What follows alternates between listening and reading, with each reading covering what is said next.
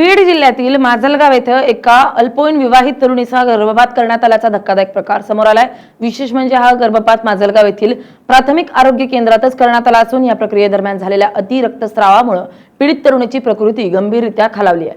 दरम्यान माजलगावच्या वैद्यकीय अधिकाऱ्यांनी तिला पुढील उपचारासाठी बीड जिल्हा शासकीय रुग्णालयात पाठवल्याचा दावा केला होता। मात्र चौकशी अंती संबंधित तरुणी जिल्हा रुग्णालयात दाखलच झाली नसल्याचं उघड झाल्यानं या प्रकरणाला गंभीर वळण मिळालंय।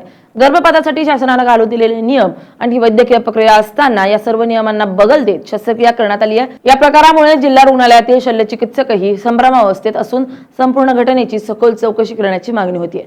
दरम्यान उपचारानंतर संबंधित तरुणीचा ठाव ठिकाणा लागत नसल्यानं प्रशासनाची डोकेदुखी वाढली आहे। तिचा शोध घेण्यासाठी रुग्णालय प्रशासनाने संबंधित यंत्रणांना सूचना दिल्या असून शोध मोहीम सुरू करण्यात आली आहे। या गंभीर प्रकरणामुळे आरोग्य विभागाच्या कार्यपद्धतीवर प्रश्नचिन्ह निर्माण झालं असून जिल्हाभरात खळबळ उडाली आहे।